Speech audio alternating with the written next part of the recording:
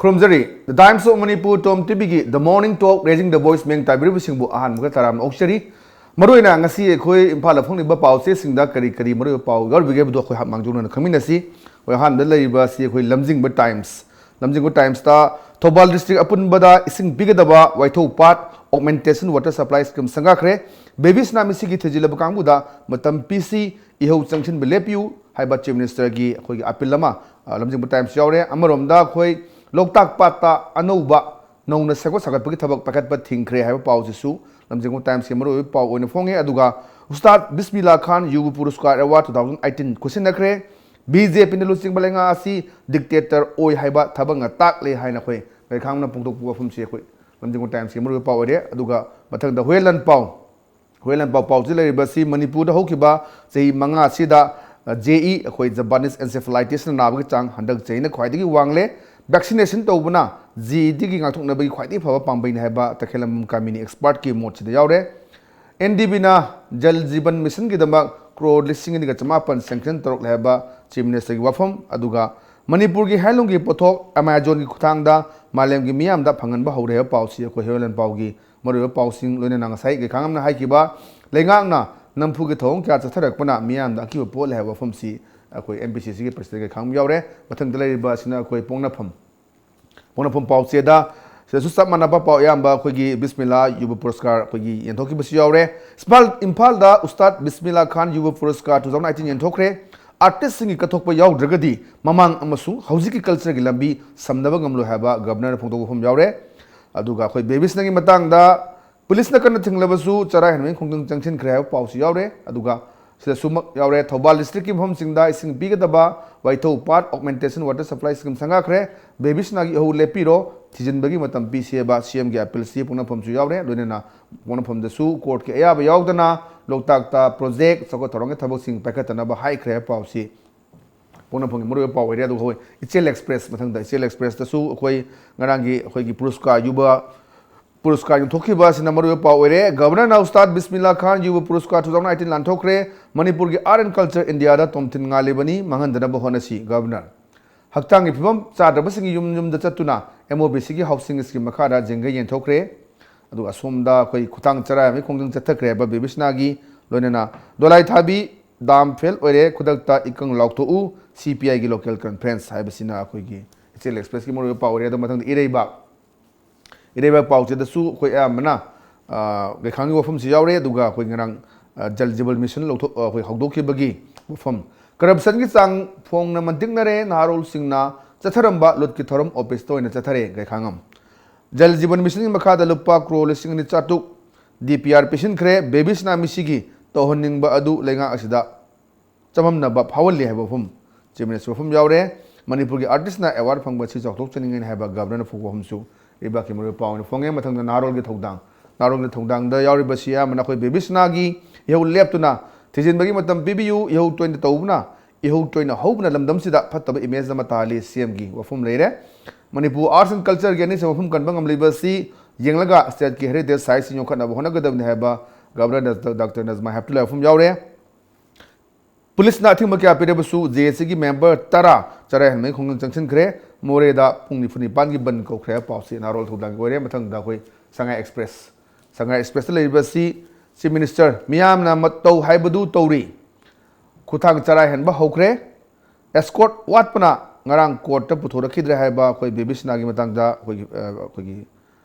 standard obat ki higher secondary school ki founder kam principal Ferizam Landhoni puthoki ngam da bagi ofam si yaure aduga ko hayeng dagi heli service helicopter service sama horagani Imphal Mandale flight service lehen bada center na yare haiba wafum aduga loine na ngasi ekoi mau kaithel wakai puja lampak ta pangthok wafum si ekoi Sangai Express ki moro pawne fonge aduga aroi bedel lebe ekoi sana lebak ta high court ke ya ba yauduna loktak ta another project amata pakat pe yaroi LGA amadi wetland authority na LDA hagado mali sinakhi wafum ko na takak lakle haiba wafum si jam fonge thangna besing pina ba crore lising chamapon pirakle CM waitho pa jauna pat mari tengthokpa hauragani haiba fom si koi sanai ba ke moro pawna fonge ngasi fonge paw se sing amadi ate to pa paw sing khana nabgi dama ngasi khoi gi studio da Manipur ge dum saknai ba social scientist DHANABIR LAISHRAM lengsim dulere namutara mokshiri तब अखोई ngasi phung gi ba pau se sing mo pau sing mi na khare अखोई aham da lokhat pa yare ba si अखोई baby sna mi si gi matang si yamna kuire ma si ado ngarang chief minister na अखोई thobal da अखोई gi sing gi project ama अखोई launch to bagi da kitang lepiu aduga mukoi thigat season bagi matam pibiu haiba appeal ama tawri amarom dana khoi je sina sanglaga khoi khuthang chara hen bagi khongkin bau changkin bahokre masi khoi yam kwei da naina re tha magi me naksale tamo swai sida khoi si comment se haiba si haibu haining der phawra bani swai kari mole tamo si jit masi tasing badi ko khoi gi praja jingna maroina je sina tawri ju sumi haiba ya di akhoi gi je karim kan da sumaina थोप crime ma'am Namgyal तोप अदई court की तसेंगना अखोगी मरा लेबजिंग दंदी फंगदेको अदुनबु mob lynching थोइनेब मियामना yum थुगाइबा दगी फतौदी थोनबसे सी फता यामने अफबदी नते अखोइसु पामदेको mob lynching जे कनामुक सगते अदुबु सिगुम्बा अमा ओइरे इसे करिगिनो ओइना मागी root कोजु थिब्रदी अया मतमदा अखोइगी मरा लेबा मीजिंगसे दंदी फंगबजे उदेबा आई सानबीदु रेप तोरे अदुगा मतम खरा जेल दे लेदे लेरगा थोलगा इहिगे त चलदी वारोबो मसान तामनिदना अदगिदी मिहातपा मयामा दमाइ तो बुसु लेदना अदुगुम मयाम जिंगसिदगी प्रजाना थाजदबा दुनेबा प्रजाना थाजरमदी जेसिना थाजरमदी नाना तुमिना दुम लेदोंनेबा थाजदबा दुना मरमदना क्रमदी सिरिबा मिसिजी यामना चिंगनिंगाय मयाम यावख्रेनको ngalingida press sangandaba adai ngalingida phongdoktaba adai leramiyo magi thori yalbagi mawong adai angang dugi phibam adai imungi broken family ni nupi doli angang lo adu toiga tainaraga yamna reaction interaction ju leigradana asi miyam jingi yengaga miyam dadi thajadaba masum leibadune aduga mu khoigi honorable cm na mu haisina chumeba kaigumba thodo ma thokpada police na investigation to bada magi first investigation report si leiraga kondang da court hearing lakta di magi case to hearing to di basically koi charge sheet ka thangkal kari dana charge sheet to thangkal ko tamda hayeng court to puthokna rakanda wayen ba phasana sathar kanda corna akon ba decision ama mara lei leite na pi bidune ba aseng se aduna traga de khoina माना हालम गनी अदगी हालम मोय न येनबसी माने speculation तोरगा तबम थोक्तबनेबा मियाम जु लांगम थोक्तबनेबा असेंबदी को अवदा अखुई the लांगिसि अखुई the मयामना वारोरिसे सागी तबम थोबसी सुमना तोबसी याव यावदबगिने police सुंगारे करिगुम कांदा खुदकन पांगनबा अदगी मागी खुटिंग जलागदी officer सिंग जिदी माय मथद मंत्री मयाम लेमिना मोइना फजना प्रेशर लेरगदी मोइना ngamnaba honabadasu investigation laiga poneba thengnariba potsing phaba yaba khotpa yaba jindu lotpa yai mo manipulate to yam yagre ko aduguma mayam jingsi praja jingna sum urakpa haitare aduna law enforcing agency ju phataba adagidi court phasana lakpa matamdadi court kidi tawum thobudu toroktoini na matra ko deni kitang soiba kitang soigi charge thangabada kitang loholam leibda tasengna hataba mi do halena jele gidoine hoy aduna aduguma mayam jingsi leibnina praja jingsina hek hawbugi irang hawre aidi law enforcing agency jingju chumna tongnaba adagidi postmortem tawbo wero mo wero magi forensic science ki leri mayam manipulation tawbugi posi yam toin toina thengnabase aduna because of that moi sum ferment tawraga irang do sum tawraga di तौरीब पोट मैम चुमगद्रा खोटगद्रा खलग तौब अदगी सोमदा chief minister हाबिरीसिना मु तसेंग लो की तौम थोपदो प्रोसीजर दो अदु तौब नुआइना तुमि लेबियु मैम हाइमगै तौरे पोस्टमार्टम अनिरक तौरे अदु तौम थो मैम तौगे चुमना थिगतपद मतेंग पांबियु आइना लांगबिगनु हाइबनेबा लांगा खोलगा मैम दजु नुआइतब लेदनको अदुना अनिमक से चुम चुमि अदुबु ma'am चिंगनबसिदी कोहनबको once amtang trust deficit le lehendan bhona base sidi lenga ki good governance ki mathau ni thang chere chida khoi opposition gi su ma'am मरो इबा थोदांग नो इबा दुगा मणिपुर प्रदेश कांग्रेस कमिटी की सु प्रेजेंट ओइबा गे खंगम नंगा पुंदो किबदा कोई हजले इबा सरकार से कोई करप्शन नति मोइ तोरि बसी कोई एक्सटॉर्शन नि गायन हाइ बसी हाइडे वफम सिदा तमु कमाइना खनबी दुगा कमाइना यंग बियाई जे opposition की खोलाव ने उबिब्रा न कमाइ यंग बिदामु मसी खोई political party opposition is democracy the maru idana ko hai democracy da if there is no opposition there is no democracy hai na exactly aduna magi opposition party ki manung dagi opposition ki narrative opposition ki version nataba sarkar jina la na chatkhiba adagi corruption da involvement leiba adagi ek me ama pass to wada whether it may be anti people or pro people ka ade budget ma puthok da whether it may be pro capitalist and the pro people ka adu mayam ji yengba moidi mami lokthok na as a watchdog leini na sometimes moigi piriba reaction mayam ji khoina neglect to yade adagi di lengak puna su masi waru ninga lete maram di so long as akoi gi democratic system jida moina democratic politics to biraba democratic institution and khangbi ragadi simyam je waru ninga lete ada hoji si lurisi sathariba train sida ko praja jingji gi public opinion ko public ki reaction adagi di ma gi leiba myam political rights that is not only confined to the voting right ko aina vote hada du khak aigi political right ne habji chakot balam dhaina de political right ta khwaidai maru orisi di right to react against the government if they deviates against the willingness of the people praja gi apam bagi mayokta lepa aga di maduda praja na madu mayokta react to buju yam chawa political right amane adubu kari gumba lamda yam hena democratic institution je 100% leraga democratic politics towning the lam haiba tare ne luchingba chingsina adugumba matang da di praja gi adugumba kholao adi praja gi adugumba my reaction me am ji namjin na ba no na ba da tongan ba ek me am pass to wi ai tongan ba thabak me am praja na pam do me am to wi ai ko masi kari mu kan da adum to aduna adumaina satharak phasida opposition gi maike de gi thamak pagi mong ne ba ana praja ga lapna na lakpa pro people work ta ba adugum gi mong man ba policy program me ama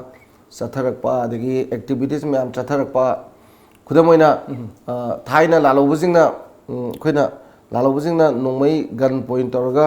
पैसा लवे हाबदो pain point हेन लवी गाइना दे कोलम ना हेन हुरा मने heli गाइसे नोंमै देगे दुना लालोबरे नमना love दमाइना kolam ना जु नमना लवी गाइना हाइबगी मोंग नेबा अदुमा हाइबे याबगी मोंग जु लई कइनोदा कंसर्न मिनिस्टर मैमजी from the very beginning whole this अखोइनी एंकांदा मोइना लेप्सलिबल लंथुम को लेरिबा पोट चै अदगी तौरिबा खरसा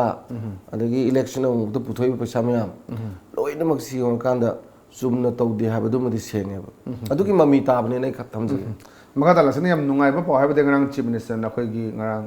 thowal gi da water scheme tungan ba khoi मैम फंगनबा gi संगा खरे augmentation scheme संगा खरे अदुगा khoi thangna bising gi pura फंगनना ba haidane मैम दा फंगनना बा lupa kro lising na chama pan khoi pirak le paw si song yawe aduga wai thau pa jauna pat mari teng thokna ba sem sare teng thok ba horagani hena phom se khoi ayam ba paw si sing de yawre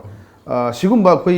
mausa de gi lesela ba pat ma'am khoi gi to mang gi bana khoi achoba khoi gi environment da changes ma'am ba lakpa climate weather da ma'am su lai ko sai si da khoi chiem na chief minister ji lenga asina pakhele khongthang aduga tungan ba center high da na suma project atopa pakhan honara ko si kamai yeng bi dong se simak ti am phai khale akhoi gi hojiki leiriba lengak sida akhoi gi mantri ma'am adegi chief minister hana sum kuibudi kuidri ko sahi ani makhai mutang ai natra ado hana gi sahi 35 du yenga gadi hana gi chief minister du ju pesa lawu yam haiba मागी ममिंग चटपसी पैसा लौबुदा देव centre दगी पैसा लौबुजे अदुमाइना बिरेंग जो हौरेइबनि को लौथरक या मथौ ताय क्रोर लिसिंग अनि समापन गाइसे खोगी मरोइन portable water की को आइना खंजबदा हौजिक से मणिपुर को यामना नुंगाइतबदी जे बेसिक नेबा मई इसिंग चानबा गाइसे से दैट इज बेसिक नेबा अखोइगी मियाम जिंग जे बेसिक जो फंगद्रि नेबा युम साबजे फाउंडेशन लेरगा वांखलकबनि दरा अद फाउंडेशन दुबो तौदरगदि साद्रि हाइब तारेने युम जे नत्रा अदुना माय बेसिक नीड्स टू बाबा अखोइदे याम नुंगाइना फंगनदबजी याम लाइब थिबनि 1950s दे ngasi boxi matam jam sangre ba nearly say marfu surakadorobne ba अदा हजिकी इसिंगी सुमाइना तौनी का है सियाम फई अदुगा लूरिबदी अखोइगिदा इसिंगी अखोइ मक्सु इसिंग जाम तुइ लेबा चैगोन मदा इसिंगजी यामदबदा अयाम युमना लुपा चहुम दी दम तिंगने इसिंगी को तोटी जिंगजी जो अखोइगी मियाम जिंगजिना जो कराइनी इसिंग एक लापगा खर नुंगाइबा मीना तुलुदे इसिंगबा अदगी अदु प्रजाउ साउद हुतलगा पाइप लौथोगा इसिंग जाबजु यारना अदुना होरेन मो इसिंग दु लोर कान दे मो अमोट पंग चंगबा अखोइगी सु असोइबदी याम लेबा सिस्टम याम फजना अदा हुतलिबा अदगी अदमाइना तौरि मयाम दो अखोइगी कंसर्न डिपार्टमेंट जो थीदना खोदना दंदी पीबी आइदना मईगी अदु चिंजलमे अदा तवे अदु तवे इसिंगी दे केम तौदेबा तोटीजी थारक मतमदा पाइप इसिंग लाकांदा खरा नकनबा मचिन ओइबगै फंगागा खर मनुंग हंजमदे दुम फंगदेबा अदे पाइप सी तौ मतम जो लेरक ऐसे स्वाइन ngамदगी बनतेदना स्वाइन लामदे स्वाइन ngam खपजु यावे अदे हेन वागिबजु यावे नत्रा अदुगा जु येंगागा तौद्रबनिना प्रेशर जु सोनमनिना खरा वांखना लेबा तोंग मलमदे लेबैदि इसिंग अदुम फंगदेबा अदुना काइरिबा पैसा मयामदु हें कंसर्न मिनिस्टर ना याम फजना येंजनबा याम फजना तौबीबको मसी मियामदा पीगदोरिबा कानबजी हाना उबीबा आइगी नुंगाइगे आइगी वर्कर्स नुंगाइहनगे आइगा तीनबा ठिकादार नुंगाइहनगे न खलगा तौबीदबा अदे तौरगजु मेंटेनेंस तौबीबको अदुना याम मरु होय अदुगा होजिमक्की मागी पाट की तौबजी सिदी थेंगबने मरोमदा मणिपुरदा सही चनी मांगदा पाट चनी चहुम लेमिनी मणिपुर सिदी मरांग काइबा वाटर बॉडी लेबा लमने बिकॉज ऑफ दैट अदुना अखोइजे याम नुंगाइबा लम अमा हवा नुंसिता ओइरो इसिंग नुंसिता ओइरो अदगी लेरमिबा पोचै बेसिकली इसिंग लेबैजे पोचै थाबजु हवी अदगी प्रॉब्लम लेते दना अदो हजिकति पार्ट अहुम दंगाइ सलमनेबा अदगी चावग्रबा तांग्रबा थुम चेंदबा लोकताक सिजु मांगजलअमनेबा असिगुंबा चीरबा तंजादा सेंटर द ngangnadana लेरिबा पार्ट वाइथोगी साइड सिजु याम सतिना इंपोर्टेंट ओइबा आइदि याम रिसोर्सफुल ओइबा एरिया ने मतम ममदा खोइना हाउबा nga phangba moidaini adigi tharo thamchero ji leri myam jingsi thambouga ji moi chaurba khoigi lebak ta piba khoigi manipur dam kanaba lamni da masi myam ji yengbiraga yam phajana paikhat piba tawada jingsi tungan tonba paw myam khana gadau leri dam marak sida aten me brem tam lobjage yes marak sida aten me brem tam lobjage dom chatpi gi ganu makhata na khoi tungan ba issue sinda khana ne jigeni we'll be back after the break.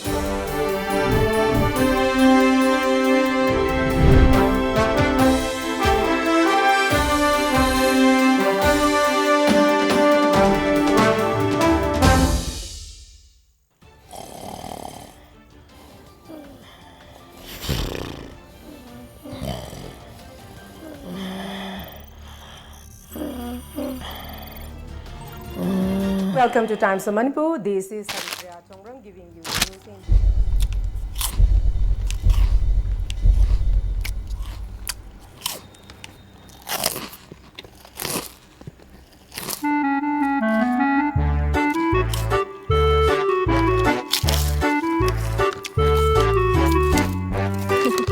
हाना फंगलंबा Kangla food की product सिंगी मथक्ता अनोब product सिंग हाइबदी milky balls Asomiya mixture अमदी आलू भुजिया ने चिंगबा सिंग असी हौजिक हौजिक इरमदम की कैथेल the फंगले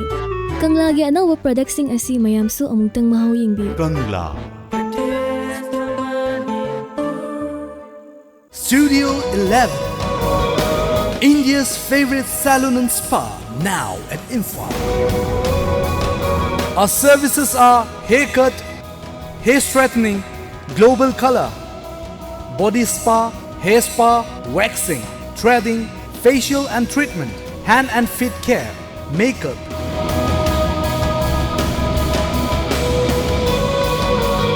Body massage. Studio 11 Salon and Spa Imphal. Look fabulous. Fitness World Building, Singzamai Mathak Chongtham Lekai, Imphal West. Phone number 0385-2440164. Ngarang August ki tang taranipan nomaizing numit ki ahing pung taranithoiga minute tarama panchetpa matamda gari machada lakpa nupa macha ahumna amana gari da ngairaga anina changlaktuna Atamnana Salai Corporate Office ta nungna thaduna akai atoi thokalamle. Hairiba akai atoi thokalamliba nupamacha singadu CCTV footage ki matengna khangmangamle. Loinana ahal laman amadi laifam na chingba khangmangamle. Maramaduna numit humni haibadi August ki tang kunmathoi ingum sakaisa numit ki office matamda Salai Holdings Private Limited ki office ta ahal laman singa loinana lakpiduna pen daba pam daba du fongdopiu. Aikoina pizariba matamasida lakpida batarabadi Salai bu minungsi khangde haibiganu. Khudakta ain khongthang khudingmak lokhachagani loinana aikoina mamidu lotuna utliba photo asi leibak miyam khangnaba mamai ming laifam amadi ahalaman singi ming yauna phongdokchargani khangan jariba Salai Holdings Private Limited Sagolbantera Laukrakpam Laikai Imphal West.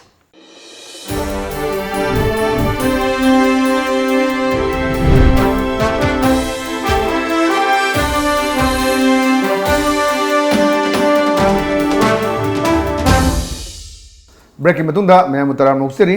ताउन माय खाता लाइसनिंग से कोई हायिंग दगी कोई हाना लेप दुरबा helicopter service से कोई relaunch तौरने है पाउसी यावरे मरुने इम्फाल की इंटरनेशनल एयरपोर्ट लॉन्च तौगनी अदुगा मसदेदा इम्फाल जिरी सिना कोई लुपा लिसिंग अहुम बरानी अदगी इम्फाल मोरे अदुगा इम्फाल तमेंगलोंग सिसना कोई लुपा लिसिंग अनि नि हा अदगी ओइपलाक पसे अदु लाइबदी वहंग दी कोई ममांग दा हौरम मकांदा मयाम सिंग से दुम मरुना कोई जीरीबांगी प्रजा सिंगदी यामना नुंगाई जबा अदुगा थुकाई नंगबा अदुगा अमरमदसु मयाम सी कोई से इम्फाल मोरे चनिंगबा दो मयाम यावी अदगी तमिलनाडु चनिंगबा मयाम यावी लेप्रो मतुंगदा मु नौना मु सरकारना मसी मांगबा और कोई तुंगबा अनिमक थीदना अमु रे लॉन्च तोरनी हाइबगी फिरे अम लौरेसे तमो कमाइनी हेंबी मसे मसी तसिंगदी जित अखोइगी कम्युनिकेशन गी येंगरगदी को प्रजादा याम नुवाइबा अखोइगी हिल रॉक सिंगाक्ता लेबा मणिपुरनी नगा अदगिदी मागी मखादा बस सर्विस का लेबजिदी प्रॉब्लम लई नुवाइते दना को अदुमपु लंबी लंगांगजी यामना फट्रिमि लंबी याम फरगदी तोंगा तोंगा पिछुबी की सिंगी लंबी याम लई को याम नुवाइ नुवाइ अदुम लई अखोइगी दा समाइना अखोइगी चोपत सर्विस म लेबसे सी याम फाबा पोने अदुदा हौरमे तुए हौरमगा तोपुई मरमजी अयामदी बेसिकली इंग सम खंजबदा अखोइगी कारबारनीदना से होजिक से इम्फाल टू सिलचर जी इंडिगो की याम पाइरमीदना को पैसेंजर्स यामना मोंग चादगदी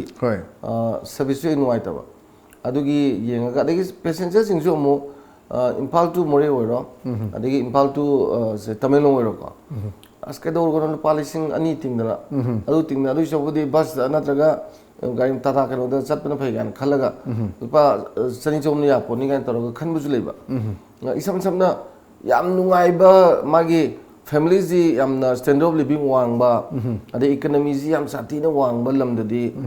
कम्युनिकेशन जी मथक याम लोइतोय अदो बिकॉज ऑफ मागी एफोर्ट तो ngambine एफोर्ट तो ngamdradi से नुआय फबदु अमनि खतनि यारिदो मोय नुंति की सटपोनते मरमरत मोयन सटपदुगी दि याम फरबा अदुगा मयाम मसिंग याम जनरल पब्लिक टू दी नंग मनिना अदुगी प्रॉब्लम दुम लेबा अदुबु इम्फाल टू जिरी जे सिदी याम मरुबा अदुगा जिरी गे दी एफोर्ट तो ngam मिसु याम यामेबा अदु मोयददी अवाबदु इम्फाल टू जिरी सटपदा थेंगरिबा अवाबजे नुआयतबा दे गाइड लापदु वाबगी कोनिंग बसिदी मोयने खर साव है तारे अदुन डिमांड साइड सि मोयदन खर वांगे बको अदुना मोयगिदी याम लाइबक फबसु ओय अदुगा मोयदी पैसेंजर जु वालोय अदुमाइना सागी पीरी मफम मयामदि प्रॉब्लम लेबि याय को अदगिदी मागी सिटसु याम जामदिदन को अदा सिजाम दबनिना खोगी मोरेदा चनिंग मदुजु अखनबा खर टूरिस्ट कुमना चनिंग बगदा ओयगदरा नतगदी प्रॉब्लम लेबा अदुना अदुमसी मागी बराज यामदि नते लिसिंगोमगा लिसिंगनी के लेवल जी याम नते बको अदु याम नते हाइजे कयम कांदे इंडिगो जी इम्फाल टू गुवाहाटी पाइब लिसिंगनी खतंग आइजु याव नतने अदा सिगी हेलीकॉप्टर सर्विस सिदे याम तमदा बराज पिकपजु यादबा अदुना अखोइदा इसम समना नुआइना चटप लोई पामनी नुआइना चटप द पैसा दो मागी अदुगुमदुगी येंगा बिजनेस अदि कानाद्रगदी हेक तोपनिना अदा स्टेट ना पुरा हेक्ता अमांग तोंग दो खोय लोई येंगागे न तबुजु स्टेट की जुमाना इकोनॉमी की फियम फत्तबनिना को तौदबा अदुबु छिना सुम ꯃꯥꯒꯤ ꯃꯥꯡꯕ ꯇꯣꯡꯕ ꯌꯦꯡꯉꯒ ꯀꯟꯇꯤꯅ꯭ꯌꯨꯇꯤꯗꯤ ꯂꯩꯍꯟꯕꯗꯤ ꯐꯩꯌꯦꯅ ꯈꯜꯂꯤ ꯀꯩꯅꯣꯗ ꯄ꯭ꯔꯖꯥꯁꯤꯡꯁꯦ ꯑꯗꯨꯝ ꯑꯗꯨꯒꯤ ꯃꯍꯥꯎ ꯑꯃ ꯈꯪꯉꯛꯑꯗꯤ ꯂꯥꯛꯅꯕꯁꯨ ꯍꯣꯠꯅꯔꯛꯄꯁꯨ ꯌꯥꯏꯗꯅꯀꯣ ꯑꯗꯨꯅ ꯁꯔꯚꯤꯁꯁꯤ ꯂꯦꯞꯇꯅ ꯇꯧꯍꯟꯕꯤ ꯐꯩ ꯑꯗꯨ ꯃꯅꯤꯄꯨꯔꯒꯤ ꯆꯤꯡ ꯂꯩꯕꯥꯛꯅꯤꯅ ꯂꯥꯞꯄꯤꯕ ꯃꯌꯥꯝꯁꯤꯡꯁꯤ ꯅꯛꯁꯟꯍꯟꯕꯒꯤ ꯃꯑꯣꯡꯅꯤꯗꯅ ꯍꯣꯏ ꯑꯉꯥꯡ ꯃꯔꯣꯏꯅ ꯆꯍꯤ 34 ꯌꯧꯗ꯭ꯔꯤꯕ ꯑꯉꯥꯡꯁꯤꯡ ꯁꯤꯗꯤ ꯑꯩꯈꯣꯏ ꯃꯥꯒꯤ ꯑꯙꯥꯔ ꯀꯥꯔꯗ ꯀꯔꯤ ꯀꯔꯥ ꯗꯦꯠ ꯑꯣꯐ ꯕꯥꯔꯊ ꯁꯥꯔꯇꯤꯐꯤꯀꯦꯠ ꯄꯨꯊꯣꯛꯑꯀꯥꯟꯗ ꯑꯩꯈꯣꯏ ꯐ꯭ꯔꯤ ꯔꯥꯏꯠ ꯑꯣꯏꯅ ꯇꯣꯡꯍꯟꯒꯅꯤ ꯍꯥꯏꯕꯒꯤ ꯄꯣꯠꯁꯨ ꯑꯅꯧꯕꯁꯤꯗ ꯌꯥꯎꯔꯤ ꯃꯔꯣꯏꯅ ꯑꯩꯈꯣꯏ ꯐꯦꯃꯤꯂꯤ ꯆꯠꯅꯤꯡꯕꯁꯤꯡꯗꯁꯨ ꯌꯥꯝ ꯅꯨꯡꯉꯥꯏꯒꯗꯕ ꯑꯗꯨ ꯑꯗꯨꯝꯕꯁꯦ ꯂꯨꯄꯥ 2,000 ꯑꯩꯈꯣꯏ ꯍꯥꯎꯁꯤ ꯇꯤꯀꯦꯠꯇꯒ ꯂꯨꯄꯥ 2,000 ꯄꯤꯕ ꯀꯛꯄ ꯃꯌꯥꯝꯁꯨ ꯌꯥꯎꯔꯤ ꯑꯦꯅꯤꯋꯦ ꯑꯗꯨꯕꯨ ꯁꯔꯀꯥꯔꯅ ꯄꯥꯏꯈꯠꯂꯛꯏꯁꯤ ꯌꯦꯡꯁꯤ ꯀꯃꯥꯏꯅ ꯇꯧꯔꯒꯅ ꯀꯌꯥꯝ ꯀꯨꯏꯅ ꯆꯠꯀꯦ ꯑꯗꯣ ꯍꯧꯈ꯭ꯔꯒꯗꯤ ꯑꯗꯨꯝ ꯀꯟꯇꯤꯅ꯭ꯌꯨꯁ ꯆꯠꯊꯕꯤꯌꯨ ꯃꯔꯛꯁꯤꯗ ꯇꯥꯃꯣ ꯌꯥꯝ ꯅꯨꯡꯉꯥꯏꯕ ꯑꯃ ꯍꯥꯏꯕ ꯇꯥꯏ ꯑꯩꯈꯣꯏꯗ ꯃꯁꯤꯒꯤ ꯄꯥꯎꯁꯤ ꯃꯃꯥꯡꯗ ꯁꯨꯝ ꯂꯥꯛꯑꯕꯅꯤ ꯑꯩꯈꯣꯏ ꯃꯥꯎ ꯀꯩꯊꯦꯜ ꯑꯩꯈꯣꯏ ꯏꯝꯐꯥꯜꯗ ꯑꯩꯈꯣꯏ ꯂꯝꯐꯦꯜ ꯁꯅꯥ ꯀꯩꯊꯦꯜꯗ ꯃꯥꯎ ꯀꯩꯊꯦꯜ ꯑꯃ ꯁꯥꯅꯕ ꯂꯣꯏꯅ ꯃꯥꯎꯒꯤ ꯌꯥꯝꯅ ꯑꯣꯔꯒꯥꯅꯤꯛ ꯑꯣꯏꯕ ꯄꯣꯠꯂꯝꯁꯤꯡ ꯌꯥꯝꯅ ꯐ꯭ꯔꯦꯁ ꯑꯣꯏꯅ ꯑꯩꯈꯣꯏꯒꯤ ꯀꯔꯤ ꯐꯔꯇꯤꯂꯥꯏꯖꯔ ꯁꯤꯖꯤꯟꯅꯗꯅ ꯀꯔꯤꯝꯇ ꯇꯤꯜꯍꯥꯠ ꯁꯤꯖꯤꯟꯅꯗꯕ ꯀꯔꯤꯝꯇ ꯌꯥꯎꯗꯅ ꯄꯨꯔꯛꯄ ꯃꯅꯥ ꯃꯁꯤꯡꯁꯦ ꯄꯨꯔꯛꯑꯀꯥꯟꯗ ꯑꯩꯈꯣꯏ ꯑꯁꯤꯗ ꯌꯣꯜꯂꯒ ꯃꯌꯥꯝ ꯄꯤꯖꯅꯕꯒꯤ ꯃꯌꯥꯝ ꯃꯃꯥꯡꯗ ꯑꯩꯈꯣꯏ ꯃꯥꯎꯒꯤ ꯄ꯭ꯔꯖꯥꯁꯤꯡꯁꯤ ꯑꯩꯈꯣꯏ ꯅꯥꯒꯥꯂꯦꯟꯗ ꯗꯤꯃꯥꯄꯨꯔꯗ ꯆꯠꯂꯒ ꯌꯣꯜꯂꯨꯕꯅꯤ ꯑꯗꯨꯕꯨ ꯃꯗꯨꯗꯒꯤ ꯊꯩꯗꯣꯔꯀꯥꯟꯗ ꯍꯧꯖꯤꯛ ꯏꯝꯐꯥꯜꯗ ꯑꯩꯈꯣꯏ ꯃꯃꯥꯡꯗ ꯑꯩꯈꯣꯏ ꯅꯥꯒꯥꯃꯄꯥꯜꯗ ꯌꯣꯜꯂꯝꯃꯤ ꯑꯗꯒꯤ ꯁꯣꯝ ꯅꯥꯀꯟꯗ ꯑꯃꯨꯛ ꯇꯧꯋꯦ ꯑꯗꯒꯤ ꯑꯃꯨꯛ ꯀꯩꯁꯥꯝꯄꯥꯠꯇ ꯑꯃꯨꯛ ꯇꯧꯋꯦ ꯑꯩꯈꯣꯏ ꯋꯥꯏꯕꯤꯌꯣꯅ ꯁꯤꯜꯂꯒ ꯉꯁꯤ ꯍꯧꯖꯤꯛ ꯌꯥꯝ ꯀꯟꯅ ꯑꯩꯈꯣꯏ ꯀꯩꯅꯣꯗ ꯑꯩꯈꯣꯏꯒꯤ ꯋꯥꯡꯈꯩ ꯄꯨꯖꯥ ꯂꯝꯄꯥꯛꯇ ꯌꯣꯟꯕꯒꯤ ꯊꯕꯛꯁꯤ ꯆꯠꯊꯔꯤ ꯁꯤꯅ ꯌꯣꯟꯕꯒꯤ ꯕꯤꯖꯤꯅꯦꯁ ꯅꯠꯇꯅ ꯑꯩꯈꯣꯏꯒꯤ ꯇꯥꯃꯣ ꯅꯨꯡꯁꯤꯅꯕꯒꯤ ꯃꯔꯤ ꯑꯃ ꯍꯥꯏꯕ ꯇꯥꯏꯀꯣ ꯃꯁꯤ ꯄꯨꯔꯛꯅꯕꯒꯤ ꯑꯆꯧꯕ ꯃꯔꯝ ꯑꯃꯁꯨ ꯑꯣꯏ ꯑꯗꯨꯕꯨ ꯀꯔꯤꯒꯨꯝꯕ ꯀꯥꯟꯗ ꯃꯁꯤ ꯑꯩꯈꯣꯏ ꯂꯝꯕꯤꯗ ꯄꯨꯔꯛꯄꯗ ꯑꯩꯈꯣꯏꯒꯤ ꯄꯨꯂꯤꯁ ꯅꯠꯇ꯭ꯔꯒ ꯑꯇꯣꯞꯄ ꯀꯥꯡꯕꯨꯁꯤꯡꯅ ꯑꯩꯈꯣই ꯄꯩꯁꯥ ꯈꯥꯏꯕꯅꯆꯤꯡꯕ ꯂꯧꯕꯤꯕ ꯇꯧꯕꯤꯕ ꯒꯥꯔꯤ ꯇꯧꯕꯅꯆꯤꯡꯕꯒꯤ ꯃꯃꯥꯡꯗ ꯄ꯭ꯔꯣꯕ꯭ꯂꯦꯝ ꯂꯩꯈꯤ ꯍꯧꯖꯤꯛ ꯊꯣꯛꯇꯅ ꯁ꯭ꯃꯨꯠꯂꯤ ꯂꯣꯏꯅꯅ ꯑꯩꯈꯣꯏ ꯃꯥꯎꯒꯤ ꯑꯣꯏꯕ ꯀꯩꯊꯦꯜ ꯑꯃ ꯁꯦꯝꯕꯤꯕꯒꯤ ꯋꯥꯐꯝ ꯁꯔꯀꯥꯔꯅ ꯊꯥꯖꯕ ꯄꯤꯈꯤꯕꯁꯤꯡ ꯑꯗꯨ ꯊꯕꯛꯇ ꯑꯣꯟꯊꯣꯛꯄꯗꯨꯅꯤ ꯇꯉꯥꯏ ꯐꯗꯕ꯭ꯔꯥ ꯈꯜꯂꯤ ꯁ꯭ꯋꯥꯏꯗ ꯇꯥꯃꯣ ꯀꯔꯤ ꯃꯣꯠ ꯂꯩ ꯊꯝꯃꯤ ꯃꯥꯎꯒꯤ ꯀꯩꯊꯦꯜꯒꯤ ꯀꯩꯅꯣꯁꯦ ꯌꯥꯝ ꯐꯖꯕ ꯑꯩꯈꯣꯏꯒꯤ ꯌꯥꯝ ꯇꯥꯡꯕ ꯑꯃꯅꯤ ꯍꯥꯏꯕ ꯇꯥꯔꯦ ꯃꯁꯤꯗ ꯑꯩꯈꯣꯏꯒꯤ ꯐꯖꯅ ꯃꯁꯤ ꯑꯣꯏꯔꯛꯅꯕ ꯍꯣꯠꯅꯕ ꯁꯤꯚꯤꯜ ꯁꯣꯁꯥꯏꯇꯤ ꯂꯨꯞꯁꯤꯡꯁꯤꯗ ꯌꯥꯝ ꯆꯥꯎꯕ ꯃꯥꯒꯤ ꯀꯟꯇ꯭ꯔꯤꯕ꯭ꯌꯨꯁꯟ ꯃꯣꯏꯒꯤ ꯂꯩ ꯌꯥꯝ ꯊꯥꯒꯠꯅꯤꯡꯉꯦ ꯍꯥꯏꯕ ꯇꯥꯔꯦ ꯑꯗꯣ ꯑꯍꯥꯟꯕꯗꯗꯤ ꯄꯥꯏ ꯍꯥꯏꯕ ꯋꯥꯅꯤ ꯃꯥꯎꯁꯤ ꯑꯩꯈꯣꯏꯒꯤ ꯂꯝꯅꯤ ꯃꯥꯎꯁꯤ ꯃꯅꯤꯄꯨꯔꯒꯤ ꯍꯤꯁꯄꯨ ꯋꯥꯔꯤꯗ ꯁꯥꯒꯣꯟꯅꯔꯒ ꯂꯥꯛꯄꯗ ꯌꯥꯝꯅ ꯃꯔꯨꯑꯣꯏꯕ ꯂꯝ ꯑꯣꯏꯈꯤꯕ ꯑꯗꯣ ꯃꯣꯏ ꯑꯍꯥꯟꯕꯗ ꯅꯥꯒꯥꯂꯦꯟꯗ ꯗꯤꯃꯥꯄꯨꯔꯗ ꯄꯣꯠ ꯌꯣꯜꯂꯝꯕꯁꯤ ꯑꯁꯣꯝꯗꯒꯤ ꯃꯣꯏꯗ ꯌꯦꯡꯉꯛꯏꯕ ꯃꯤꯠꯌꯦꯡ ꯑꯗꯩ ꯑꯁꯣꯝꯗ ꯄꯣꯠ ꯌꯣꯟꯕꯗ ꯅꯨꯡꯉꯥꯏꯕ ꯅꯨꯡꯉꯥꯏꯇꯕꯗꯨꯒꯤ ꯌꯦꯡꯀꯥꯟꯗꯨꯗ ꯊꯥꯖꯔꯨꯗꯕꯅꯦꯕ ꯅꯥꯒꯥꯂꯦꯟꯗ ꯅꯨꯡꯉꯥꯏꯅꯤ ꯍꯥꯏꯗꯤ ꯀꯣꯍꯤꯃꯥ ꯗꯤꯃꯥꯄꯨꯔꯅ ꯅꯨꯡꯉꯥꯏꯅꯤꯅ ꯈꯜꯂꯝꯕꯅꯦꯕ ꯑꯗꯣ ꯑꯁꯣꯝꯗ ꯂꯝꯕꯤ ꯊꯤꯡꯕꯗꯨꯒꯤ ꯏꯁꯣꯔꯅ ꯄꯤꯕ ꯍꯥꯏꯇꯥꯔꯦꯅꯦ ꯑꯩꯈꯣꯏꯗ ꯁꯤꯚꯤꯜ ꯁꯣꯁꯥꯏꯇꯤ ꯑꯣꯔꯒꯅꯥꯏꯖꯦꯁꯟ ꯍꯣꯠꯅꯔꯒ ꯍꯦꯛ ꯊꯝꯈꯤꯕꯗ ꯃꯣꯏꯗ ꯂꯝꯗꯝꯁꯤꯒꯤ ꯃꯤꯌꯥꯝꯁꯤꯡꯁꯤꯅ ꯌꯣꯝꯗꯅ ꯄꯣꯠ ꯂꯩꯕ ꯅꯨꯡꯊꯤꯅ ꯇꯧꯕ ꯑꯁꯤꯒꯨꯝꯕ ꯃꯌꯥꯝꯁꯤ ꯌꯥꯝ ꯅꯨꯡꯉꯥꯏꯈ꯭ꯔꯦꯕ ꯃꯣꯏꯁꯦ ꯑꯗꯨꯃꯥꯏꯅ ꯆꯠꯂꯦꯗꯅ ꯇꯣꯉꯥꯟ ꯇꯣꯉꯥꯟꯕ ꯂꯨꯞꯁꯤꯡꯅ ꯊꯤꯡꯕꯤꯗꯅ ꯈꯣꯠꯄꯤꯗꯅ ꯇꯧꯕꯗꯨ ꯃꯣꯏ ꯀꯟꯐ꯭ꯔꯟ ꯇꯧꯈ꯭ꯔꯦꯕ ꯃꯔꯝꯗꯤ ꯀꯩꯅꯣꯗ ꯃꯤꯌꯥꯝꯒꯤ ꯑꯄꯥꯝꯕꯗꯨꯒꯤ ꯃꯥꯌꯣꯛꯇ ꯂꯩꯔꯛꯄꯗꯤ ꯀꯅꯥꯝ ꯉꯝꯄꯣꯟꯇꯦꯗꯅ ꯂꯥꯏ ꯐꯥꯎꯕ ꯃꯤꯌꯥꯝꯒꯤ ꯑꯄꯥꯝꯕꯗ ꯂꯦꯞꯀꯅꯨ ꯍꯥꯏꯅꯦꯕ ꯑꯗꯨꯅ ꯑꯗꯨꯗꯒꯤ ꯁꯨꯝ ꯀꯟꯇꯤꯅ꯭ꯌꯨꯇꯤ ꯂꯥꯛꯄꯁꯤꯅ ꯉꯁꯤꯗꯤ ꯌꯥꯝ ꯅꯨꯡꯉꯥꯏ ꯑꯗꯨꯒ ꯇꯁꯦꯡꯅ ꯃꯅꯤꯄꯨꯔꯒꯤ ꯑꯣꯏꯅꯁꯨ ꯕꯤꯁꯦꯟꯄꯨꯔ ꯑꯦꯔꯤꯌꯥ ꯈꯔ ꯀꯛꯆꯤꯡ ꯃꯥꯎ ꯃꯣꯏꯒꯤ ꯄꯣꯠ ꯆꯩꯁꯤꯡꯁꯤꯅꯦꯕ ꯑꯩꯈꯣꯏꯗ ꯌꯥꯝꯅ ꯃꯅꯥ ꯃꯁꯤꯡꯁꯤꯅꯦꯕ ꯑꯩꯈꯣꯏꯅ ꯆꯥꯖꯔꯤꯁꯦ ꯑꯗꯨꯒ ꯏꯟ ꯀꯝꯄꯦꯔꯤꯖꯟ ꯋꯤꯠ ꯑꯗꯔꯁ ꯀꯣ ꯃꯥꯎꯁꯤꯅ ꯑꯣꯔꯒꯥꯅꯤꯛ ꯉꯥꯛꯇꯅꯤ ꯑꯣꯔꯒꯥꯅꯤꯛ ꯑꯣꯏꯕꯅꯤꯅ ꯐꯁꯨ ꯐꯩꯗꯅ ꯑꯗꯨꯒ ꯍꯣꯡꯁꯨ ꯍꯣꯡꯉꯤ ꯑꯗꯣ ꯃꯣꯏ ꯑꯗꯨꯃꯥꯏꯅ ꯇꯧꯔꯒ ꯇꯧꯕꯤꯕꯁꯤꯅ ꯑꯩꯈꯣꯏꯗ ꯅꯨꯡꯁꯤꯅꯕꯒꯤ ꯌꯥꯝꯅ ꯆꯤꯡ ꯇꯝ ꯑꯅꯤꯒꯤ ꯌꯥꯝ ꯂꯥꯞꯊꯣꯛꯅꯈ꯭ꯔꯕ ꯊꯥꯏꯅ ꯏꯀꯅꯃꯤꯅ ꯁꯤꯝꯕꯤꯌꯣꯇꯤꯛ ꯔꯤꯂꯦꯁꯟꯁꯤꯞ ꯑꯃ ꯁꯥꯒꯠꯂꯝꯕꯗꯣ ꯕꯦꯅꯤ ꯂꯣꯟꯕꯗ ꯑꯃꯨꯛ ꯇꯥꯁꯤꯟꯅꯕꯗꯣ ꯆꯤꯡꯗ ꯐꯪꯗꯕ ꯇꯝꯗ ꯐꯪꯕꯗꯨ ꯃꯣꯏꯅ ꯂꯧꯕ ꯑꯗꯒꯤ ꯇꯝꯗ ꯐꯪꯗꯕꯗꯨ ꯃꯣꯏꯅ ꯂꯧꯔꯒ ꯆꯤꯡꯗ ꯐꯪꯗꯕꯗꯨꯅ ꯑꯩꯈꯣꯏꯅ ꯂꯧꯕ ꯑꯗꯨꯒꯤ ꯁꯤꯒꯤ ꯇꯥꯏꯗꯞꯁꯤꯅ ꯂꯤꯄꯨꯅꯨꯔꯒ ꯂꯩꯔꯝꯕ ꯄꯣꯠ ꯑꯃꯅꯦꯕ ꯑꯗꯣ ꯃꯇꯝ ꯈꯔꯗꯤ ꯃꯗꯨꯒꯤ ꯁ꯭ꯇ꯭ꯔꯦꯟ ꯑꯣꯏꯈ꯭ꯔꯕꯅꯦꯕ ꯑꯗꯨꯒꯤ ꯔꯤꯂꯦꯁꯟꯁꯤꯞꯇꯨ ꯁꯥꯒꯠꯂꯛꯄꯗ ꯃꯥꯎꯒꯤ ꯂꯂꯣꯟꯕꯤꯁꯤꯡꯅ ꯂꯧꯔꯤꯕ ꯗꯥꯏꯇꯁꯨ ꯌꯥꯝ ꯆꯥꯎꯋꯦ ꯑꯗꯨꯅ ꯑꯩꯈꯣꯏ ꯃꯤꯌꯥꯝꯅꯁꯨ ꯌꯥꯝ ꯂꯨꯅ ꯇꯧꯕꯤꯕ ꯆꯪꯉꯤꯀꯣ ꯑꯗꯩ ꯄꯣꯠꯁꯨ ꯌꯥꯝ ꯂꯩ ꯑꯗꯨꯝ ꯑꯗꯩ ꯍꯣꯡꯗꯅꯒ ꯇꯧꯕꯁꯦ ꯌꯥꯝ ꯐꯖꯈ꯭ꯔꯦ ꯑꯗꯣ ꯃꯁꯤ ꯍꯣꯡꯗꯅ ꯇꯧꯕꯁꯤ ꯑꯩꯈꯣꯏꯒꯤ ꯃꯤꯌꯥꯝꯗꯗꯤ ꯅꯨꯡꯉꯥꯏꯕ ꯄꯣꯛꯏꯀꯣ ꯃꯣꯏꯗꯗꯤ ꯅꯨꯡꯉꯥꯏꯇꯦ ꯋꯥꯐꯝ ꯊꯣꯛꯏꯗꯅꯀꯣ ꯑꯗꯒꯤꯗꯤ ꯃꯐꯝꯗꯣ ꯍꯦꯛꯇ ꯈꯨꯗꯛꯇ ꯁꯤꯜꯂꯨꯗꯣꯏꯅꯤ ꯅꯠꯇ꯭ꯔꯥ ꯑꯗꯨꯅ ꯄꯣꯠ ꯌꯣꯟꯐꯝꯁꯨ ꯅꯨꯡꯉꯥꯏꯇꯕ ꯑꯗꯩ ꯏꯝꯐꯥꯜꯒꯤ ꯃꯅꯨꯡꯁꯤꯁꯨ ꯁ꯭ꯄꯦꯁꯁꯤ ꯌꯥꯝ ꯂꯩꯁꯜꯂꯛꯇꯕꯅꯤꯅ ꯄ꯭ꯔꯣꯕ꯭ꯂꯦꯝꯗꯤ ꯑꯗꯨꯝ ꯂꯩꯔꯝꯒꯅꯤ ꯃꯣꯏꯗꯗꯤꯀꯣ ꯑꯗꯨꯅ ꯑꯗꯨ ꯌꯦꯡꯕꯤꯔꯒ ꯆꯤꯡꯇꯝ ꯑꯅꯤꯒꯤ ꯌꯥꯝ ꯆꯥꯎꯕ ꯇꯨꯡ ꯀꯣꯏꯅ ꯁꯤꯝꯕꯣꯜ ꯑꯃ ꯑꯣꯏꯅ ꯅꯨꯡꯁꯤꯅꯕ ꯂꯤꯄꯨꯟ ꯑꯃꯒꯤ ꯑꯣꯏꯅ ꯂꯩꯉꯥꯛꯅꯁꯨ ꯃꯣꯏꯒꯤꯗꯃꯛꯇ ꯀꯩꯊꯦꯜ ꯑꯃ ꯁꯥꯕꯒꯤ ꯀꯃꯤꯠꯃꯦꯟ ꯂꯩꯈ꯭ꯔꯕꯅꯦꯕ ꯑꯗꯨꯅ ꯑꯊꯨꯕ ꯃꯇꯝꯗ ꯁꯥꯕꯤꯕ ꯐꯩꯌꯦꯅ ꯈꯜꯂꯤ ꯑꯩꯈꯣꯏꯁꯦ ꯏꯝꯐꯥꯜ ꯃꯅꯨꯡꯗꯁꯨ ꯑꯍꯥꯡꯕ ꯂꯝ ꯂꯩꯗꯣꯔꯤꯕ ꯍꯥꯟꯅ ꯁ꯭ꯀꯨꯜ ꯂꯩꯔꯝꯃꯒ ꯍꯦꯛ ꯂꯩꯇꯕꯒꯨꯝꯕ ꯇꯣꯉꯥꯟ ꯇꯣꯉꯥꯟꯕ ꯃꯐꯝꯁꯤꯡꯁꯤ ꯂꯧꯊꯣꯛꯑꯒ ꯃꯣꯏꯒꯤꯗꯃꯛꯇ ꯐꯖꯅ ꯇꯧꯕꯤꯔꯒ ꯅꯨꯡꯁꯤꯅ ꯇꯧꯔꯗꯤ ꯑꯗꯩ ꯀꯩꯊꯦꯜ ꯈꯨꯗꯤꯡꯒꯤꯁꯨ ꯑꯩꯅ ꯈꯟꯕꯗ ꯍꯥꯟꯅꯒꯤ ꯁ꯭ꯄꯦꯁꯁꯤ ꯂꯩꯈꯤꯗ꯭ꯔꯦꯕ ꯂꯩꯔꯝꯃꯒꯗꯤ ꯆꯤꯡꯒꯤ ꯏꯅꯥꯎ ꯀꯩꯊꯦꯜ ꯑꯃꯗꯤ ꯑꯗꯨꯝ ꯌꯥꯎꯍꯟꯕ ꯐꯕꯅꯦ ꯀꯩꯊꯦꯜ ꯈꯨꯗꯤꯡꯒꯤ ꯑꯗ ꯃꯅꯤꯄꯨꯔꯗ ꯂꯩꯔꯤꯕ ꯀꯩꯊꯦꯜ ꯂꯣꯏꯅꯃꯛꯁꯤꯗ ꯇꯝꯄꯥꯛꯇ ꯂꯩꯕꯁꯤꯗ ꯃꯣꯏꯒꯤ ꯌꯥꯎꯖꯔꯒꯗꯤ ꯑꯌꯥꯝꯕꯅ ꯃꯣꯏ ꯄꯣꯠ ꯄꯨꯔꯒ ꯌꯣꯟꯕꯒꯤ ꯄꯣꯠꯁꯦ ꯑꯗꯨꯝ ꯆꯠꯅꯕꯅꯤꯅ ꯃꯗꯨꯗ ꯅꯨꯡꯁꯤꯅꯕ ꯊꯥꯏꯅ ꯉꯥꯏ ꯁꯥꯟꯅꯕꯒꯥꯏ ꯁꯥꯟꯅꯔꯝꯕꯗꯣ ꯑꯗꯨꯒꯤ ꯇꯠꯈ꯭ꯔꯕ ꯃꯔꯤꯗꯨꯁꯨ ꯍꯤꯡꯒꯠ ꯔꯤꯚꯥꯏꯚ ꯇꯧꯕ ꯌꯥꯏꯗꯅ ꯌꯥꯝ ꯐꯕ ꯈꯣꯡꯊꯥꯡꯅꯤ ꯁꯔꯀꯥꯔꯅꯁꯨ ꯃꯤꯠꯌꯦꯡ ꯆꯪꯉꯒ ꯃꯣꯏꯒꯤ ꯄꯔꯃꯤꯅꯦꯟ ꯑꯣꯏꯕ ꯀꯩꯊꯦꯜ ꯑꯃ ꯊꯝꯕꯤꯕ ꯃꯊꯧ ꯇꯥꯏꯅ ꯊꯝꯖꯩ ꯃꯇꯝꯁꯨ ꯂꯣꯏꯁꯤꯜꯂꯦ ꯇꯥꯃꯣ ꯂꯣꯏꯁꯤꯜꯂꯛꯄꯗ ꯑꯩꯈꯣꯏ ꯑꯌꯥꯝꯕ ꯄꯥꯎꯆꯦꯁꯤꯡꯁꯨ ꯌꯥꯎꯏ ꯁꯅꯥ ꯂꯩꯕꯥꯛꯇꯅ ꯌꯥꯝ ꯆꯥꯎꯅ ꯑꯩꯈꯣꯏꯒꯤ ꯐ꯭ꯔꯟ ꯄꯦꯖꯗ ꯑꯩꯈꯣꯏꯒꯤ ꯐꯣꯡꯉꯦ ꯍꯥꯏ ꯀꯣꯔꯠꯀꯤ ꯑꯌꯥꯕ ꯌꯥꯎꯗꯨꯅ ꯂꯣꯛꯇꯥꯛꯇ ꯑꯅꯧꯕ ꯄ꯭ꯔꯣꯖꯦꯛ ꯑꯃꯠꯇ ꯄꯥꯏꯈꯠꯄ ꯌꯥꯔꯣꯏ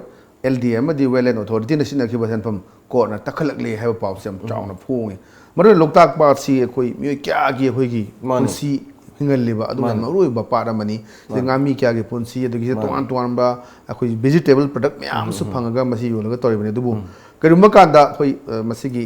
ꯑꯐꯕ ꯊꯕꯛ ꯂꯧꯈꯠꯅꯕ ꯍꯣꯠꯅꯔꯛꯄꯗ ꯁꯣꯝ ꯅꯥꯀꯟꯗ ꯑꯁꯣꯏꯕ ꯃꯥꯡꯕ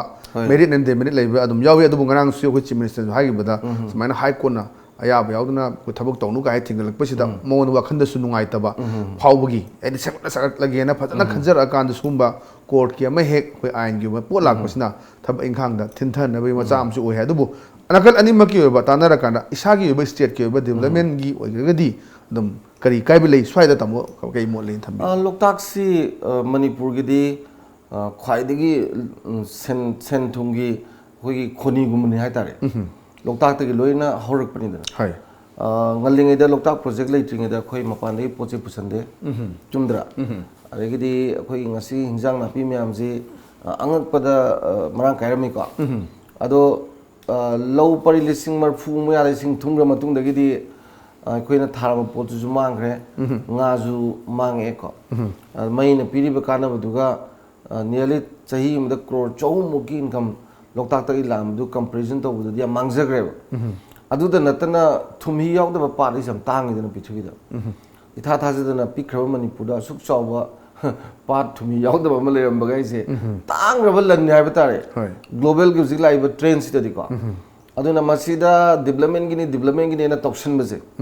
ꯑꯗꯩ ꯂꯣꯛꯇꯥꯛꯀꯤ ꯃꯃꯤꯡꯗ ꯄꯩꯁꯥ ꯃꯌꯥꯝ ꯇꯥꯜꯂꯒ ꯃꯥꯡꯍꯟꯕꯁꯦ ꯃꯁꯤ ꯃꯌꯥꯝꯁꯤꯡꯁꯤ ꯌꯦꯡꯉꯨꯔꯒꯗꯤ ꯀꯣꯔꯠꯅ ꯂꯧꯔꯤꯕ ꯐꯤꯔꯦꯞꯁꯤꯁꯨ ꯂꯥꯟꯕꯗꯤ ꯅꯠꯇꯦꯕ ꯀꯣꯔꯠꯅ ꯂꯧꯔꯤꯁꯦ ꯑꯇꯩ ꯅꯠꯇꯦ ꯄ꯭ꯔꯖꯥꯒꯤ ꯌꯦꯡꯉꯒ ꯊꯑꯣꯏꯅ ꯄ꯭ꯔꯖꯥꯒꯤꯗꯃꯛꯇ ꯌꯦꯡꯉꯒ ꯊꯥꯕ ꯀꯩꯅꯣꯗꯒꯤ ꯇꯧꯔꯤꯅꯤꯗꯅꯀꯣ ꯑꯗꯨꯅ ꯑꯩꯅ ꯈꯟꯖꯕꯗ ꯗꯤꯕꯂꯞꯃꯦꯟ ꯑꯣꯏꯔꯁꯨ ꯏꯀꯣ ꯐ꯭ꯔꯦꯟꯂꯤ ꯑꯣꯏꯕ ꯗꯤꯕꯂꯞꯃꯦꯟ ꯀꯣ ꯗꯤꯕꯂꯞꯃꯦꯟ ꯑꯣꯏꯔꯁꯨ ꯂꯣꯛꯇꯥꯛ ꯁꯣꯏꯗꯕ ꯗꯤꯕꯂꯞꯃꯦꯟ ꯀꯣ ꯑꯩꯈꯣꯏꯅ ꯁꯁꯇꯦꯅꯦꯕꯜ ꯗꯤꯕꯂꯞꯃꯦꯟ ꯍꯥꯏꯁꯦ ꯁꯁꯇꯦꯅꯦꯕल ꯗꯤꯕꯂꯞꯃꯦꯟ ꯍꯥꯏꯁꯦ ꯑꯩꯈꯣꯏꯅ ꯉꯁꯤꯒꯤ ꯄ꯭ꯔꯖꯦꯟ ꯀꯣꯟꯇꯦꯛꯁꯀꯤ ꯅꯤꯗꯁꯤ ꯊꯦꯡꯅꯒꯗꯕꯅꯦꯕ ꯑꯗꯨꯕꯨ ꯇꯨꯡꯒꯤ ꯃꯤꯔꯣꯟꯗ ꯃꯥꯒꯤ ꯖꯤꯑꯣꯄꯔꯗꯥꯏꯁ ꯇꯧꯔꯣꯏꯗꯕꯅꯤ ꯍꯥꯏꯁꯦ ꯃꯣꯏꯒꯤ ꯅꯤꯗꯁꯇ ꯑꯗꯨꯒꯤ ꯃꯑꯣꯡꯗ ꯑꯩꯈꯣꯏꯅ ꯂꯣꯛꯇꯥꯛꯁꯤꯗ ꯌꯦꯡꯕꯤꯔꯒꯗꯤ ꯐꯕ ꯑꯗ ꯀꯥꯏꯔꯛꯏꯕ ꯄꯩꯁꯥ ꯃꯌꯥꯝꯁꯤ ꯂꯣꯏꯁꯤꯟꯅꯕ ꯃꯥꯏ ꯀꯟꯁꯔꯟ ꯑꯣꯊꯣꯔꯤꯇꯤ ꯃꯌꯥꯝꯁꯤꯡꯁꯤꯅꯀꯣ ꯀꯟꯁꯔꯟ ꯕꯣꯗꯤ ꯃꯌꯥꯝꯁꯤꯡꯁꯤꯅ ꯄꯥꯡꯇꯧ ꯇꯧꯔꯒ ꯂꯣꯛꯇꯥꯛꯁꯤ ꯃꯑꯣꯡ ꯑꯃ ꯑꯣꯏꯅ ꯂꯩꯍꯟꯕ ꯑꯗꯨꯒ ꯂꯣꯛꯇꯥꯛꯁꯤꯗ ꯍꯤꯡꯖꯔꯝꯕ ꯏꯟꯗꯤꯖꯤꯅꯁ ꯄꯤꯄꯜ ꯃꯌꯥꯝ ꯃꯣꯏꯅꯗꯤ ꯑꯀꯥꯏ ꯑꯇꯣꯏꯗꯤ ꯊꯣꯟꯗ꯭ꯔꯕ ꯍꯣꯏ ꯄ꯭ꯔꯖꯥꯁꯨ ꯀꯩꯒꯨꯝꯕ ꯉꯥ ꯐꯥꯕꯗ ꯍꯨ ꯆꯦꯟꯕ ꯄꯣꯠꯀ ꯊꯥꯗꯔꯒ ꯇꯧꯕꯗꯨꯗꯤ ꯌꯥꯝ ꯐꯠꯇ꯭ꯔꯦꯀꯣ ꯑꯗꯨ ꯅꯠꯇꯕꯗ ꯉꯥꯃꯤ ꯃꯌꯥꯝꯒꯤ ꯄꯨꯟꯁꯤꯗꯨꯒ ꯁꯥꯒꯣꯟꯅꯔꯛꯄ ꯄꯨ ꯋꯥꯔꯤꯒꯁꯨ ꯑꯉꯛꯄꯗ ꯁꯥꯒꯣꯟꯅꯔꯛꯄ ꯑꯩꯈꯣꯏꯒꯤ ꯂꯤꯇꯔꯦꯆꯔ ꯍꯥꯏꯁꯦ ꯑꯩꯈꯣꯏꯒꯤ ꯁꯥꯍꯤꯇ꯭ꯌ ꯍꯥꯏꯁꯦ ꯂꯣꯛꯇꯥꯛꯅꯦꯕ ꯑꯗꯨꯅ ꯇꯥꯡꯈ꯭ꯔꯕ ꯄꯣꯠ ꯑꯣꯏꯕꯅꯤꯅ ꯇꯧꯕ ꯃꯇꯝꯗ ꯗꯤꯕꯂꯞꯃꯦꯟ ꯄ꯭ꯔꯣꯒ꯭ꯔꯥꯝ ꯇꯧꯕ ꯃꯇꯝꯗ ꯌꯥꯝꯅ ꯏꯀꯣ ꯐ꯭ꯔꯦꯟꯂꯤ ꯑꯗꯩ ꯄ꯭ꯔꯣ ꯄꯤꯄꯜ ꯑꯣꯏꯗꯕ ꯃꯌꯥꯝꯁꯤꯡꯁꯤꯗꯤ ꯈꯔ ꯌꯦꯡꯕ ꯆꯪꯉꯤ ꯑꯗꯨꯅ ꯀꯣꯔꯠꯀꯤ ꯕꯔꯗꯤꯛꯁꯤꯁꯨ ꯀꯣ ꯇꯨ ꯁꯝ ꯑꯦꯛꯁꯇꯦꯟ ꯑꯩꯈꯣꯏ ꯈꯟꯊꯕ ꯆꯪꯉꯤ ꯑꯔꯣꯏꯕꯗ ꯇꯥꯃꯣ ꯃꯇꯝꯁꯨ ꯂꯩꯁꯤꯜꯂꯦ ꯑꯩꯈꯣꯏ ꯃꯔꯨꯑꯣꯏꯅ ꯑꯩꯈꯣꯏ ꯎꯁꯇꯥꯗ ꯕꯤꯁꯃꯤꯜꯂꯥ ꯈꯥꯟ ꯌꯨꯕ ꯄꯨꯔꯁꯀꯥꯔ ꯑꯦꯋꯥꯔꯗꯁꯤ ꯉꯔꯥꯡ ꯌꯦꯟꯊꯣꯛꯈ꯭ꯔꯦ ꯃꯅꯤꯄꯨꯔꯅ ꯌꯨꯝꯕꯨ ꯑꯣꯏꯔꯀꯥꯟꯗꯀꯣ ꯇꯣꯉꯥꯟ ꯇꯣꯉꯥꯟꯕ ꯁ꯭ꯇꯦꯠꯇꯒꯤ ꯂꯥꯛꯄ ꯅꯍꯥ ꯑꯣꯏꯔꯤꯕ ꯃꯌꯥꯝ ꯑꯥꯔꯠꯀꯤ ꯂꯝ ꯂꯩꯕꯁꯤꯡ ꯃꯌꯥꯝ ꯑꯃ ꯂꯩꯈ꯭ꯔꯦ ꯃꯅꯤꯄꯨꯔꯗꯒꯤ ꯑꯅꯤ ꯈꯜꯂꯦ ꯑꯅꯦꯁꯣꯔꯤꯒ ꯃꯟꯖꯨ ꯑꯦꯂꯥꯡ ꯑꯃ ꯈꯜꯂꯦ ꯑꯗꯣ ꯑꯩꯈꯣꯏꯒꯤ ꯒꯣꯚꯔꯅꯔꯁꯅ ꯍꯥꯏꯗꯨꯅꯤ ꯃꯅꯤꯄꯨꯔꯒꯤ ꯑꯥꯔꯠ ꯑꯦꯟ ꯀꯜꯆꯔꯁꯤꯗꯤ ꯄ꯭ꯔꯤꯊꯤꯕꯤꯗ ꯇꯣꯞ ꯇꯣꯞꯄ ꯇꯣꯉꯥꯟꯕ ꯑꯃꯅꯤ ꯑꯗꯨꯅ ꯃꯁꯤ ꯌꯣꯛꯈꯠꯅꯕ ꯍꯣꯠꯅꯕ ꯑꯗꯨꯒ ꯃꯁꯤꯕꯨ ꯍꯦꯟꯅ ꯐꯒꯠꯅꯕ ꯆꯥꯎꯈꯠꯅꯕ ꯍꯣꯠꯅꯕꯁꯤ ꯇꯉꯥꯏ ꯐꯗꯦ ꯍꯥꯏꯕ ꯋꯥꯐꯝꯁꯤ ꯉꯔꯥꯡ ꯒꯚꯔꯅꯔꯁꯨ ꯐꯣꯡꯗꯣꯛꯏ ꯃꯅꯤꯄꯨꯔꯒꯤ ꯑꯥꯔꯠ ꯑꯦꯟ ꯀꯜꯆꯔꯒꯤ ꯂꯝꯁꯤꯗꯗꯤ ꯇꯥꯃꯣ ꯑꯗꯨꯝ ꯍꯥꯏꯅꯗꯅ ꯂꯥꯛꯑꯕꯅꯤ ꯋꯥꯍꯩ ꯈꯨꯗꯤꯡꯃꯛꯇ ꯍꯥꯏꯅꯗꯅ ꯂꯥꯛꯑꯕꯅꯤ ꯑꯗꯨꯕꯨ ꯁꯨꯃꯥꯏꯅ ꯑꯩꯈꯣꯏ ꯌꯨꯕ ꯄꯨꯔꯁꯀꯥꯔꯁꯤꯗ ꯃꯅꯤꯄꯨꯔꯗꯒꯤ ꯑꯅꯤ ꯌꯥꯎꯔꯛꯄꯁꯦ ꯁꯤꯗ ꯇꯥꯃꯣ ꯑꯗꯨꯝ ꯀꯔꯤ ꯃꯣꯠ ꯂꯩ ꯃꯅꯤꯄꯨꯔ ꯑꯥꯔꯠ ꯑꯦꯟ ꯀꯜꯆꯔꯅ ꯄꯤꯔꯤꯕ ꯀꯩꯅꯣꯁꯦ ꯀꯩ ꯈꯜꯂꯤ ꯇꯥꯃꯣ ꯃꯅꯤꯄꯨꯔꯒꯤ ꯑꯥꯔꯠ ꯑꯦꯟ ꯀꯜꯆꯔꯒꯤ ꯃꯥꯒꯤ ꯁꯤꯗꯤ ꯑꯩꯈꯣꯏꯁꯤ ꯌꯥꯝ ꯁꯤꯡꯊꯥꯅꯤꯡꯉꯥꯏ ꯑꯣꯏꯗꯅꯀꯣ ꯑꯗꯨꯒ प्रजाꯁꯤꯡꯁꯤꯒꯤ ꯃꯔꯛꯇꯁꯨ ꯁꯤꯗ ꯊꯋꯥꯏ ꯌꯥꯎꯖꯕꯁꯤꯡꯁꯨ ꯌꯥꯝ ꯀꯃꯤꯇꯦꯠ ꯑꯣꯏꯖꯩꯗꯅ ꯑꯗꯨꯕꯨ ꯃꯥꯒꯤ ꯍꯧꯖꯤꯛ ꯂꯥꯛꯏꯕ ꯇ꯭ꯔꯦꯟꯁꯤꯗ ꯊꯥꯏꯅꯒꯤ ꯆꯠꯅꯕꯤ ꯑꯩꯈꯣꯏꯒꯤ ꯚꯛꯇꯤ ꯀꯔꯤ ꯍꯥꯏꯇꯥꯔꯦ ꯃꯣꯏ ꯁද්ධ ꯀꯣ ꯗꯤꯁꯤꯄ꯭ꯂꯤꯟꯒ ꯂꯩꯔꯝꯕ ꯃꯌꯥꯝ ꯑꯗꯨꯒꯨꯝꯕ ꯃꯌꯥꯝꯁꯤꯡꯗꯨꯗꯤ ꯈꯔ ꯈꯔ ꯀꯥꯏꯊꯔꯛꯄꯒꯤ ꯃꯑꯣꯡ ꯎꯕꯁꯤꯗꯤ hinkadan ba yai made my attitude beliefs emotions di check to yai ba ado karamba kanda hojikti university le dana ada luri badi university si yam sate ina phanum sang sarkar ming saung chang paisa sa palan thadar ga ko leiribo jami amji khogi half hearted oine ba paisa kitang khak toraga sum toraga di ko aduga tongan tongan moidi hoi lai to tamba na tabani na tongan tongan me am ju yogje bani na ko mai scope sam chawai ba adu yeng ga to bi ba am phai khala duna angang sing sina maruina miyam sing sina pamje bagi lebak sida madugi yam ina khulam bagi hai tare ne lai harau ba ji pukai ni na all the culture khoi gi lai miyam je adu sum lep tana lai ba continuity lak pani na apa apa bangang de dum tholokhini apa bangang tholpo du masing yam ba apa itu quality with quantity sang ju yam ba quality ju yaw ba antar ka lai maram di leiba amagi sokut pagi yang seruji magi art and culture ji ne ba aduna phai haiba tare matung de ju hen na puthorpo oishnu aduga lenga kono ju hariba university je jana atei lam da tawna bagumna hen miyeng sangbi ba phai aduga artist sing asu thaina ipai pugi liklam du kaidana yamna thaksi khasi wang me ko yam kupna depth thijalaga kitang tau heta phawba ego yam wangba exposure yam pamba nataba madi yam no lukna manung de yawba loina bak tu masada yawpa artist samai go tu phongdo aga miyam da cho cho message ba kanan ba dune ba artist kama tawja ai anum phai na thamja Namnoje, thank you very much. Tamo chilo tam kai thupre ngasi. Time so Manipur TOMTV the morning talk raising the voice that saru jabi gunda tamo hanan thaga. thank you ji thank you Ngasi gidi time so Manipur TOMTV ki the morning talks raising the voice matang aside listen jere meng tabru simu amuka na khuram zabolo na kanena be thang jere.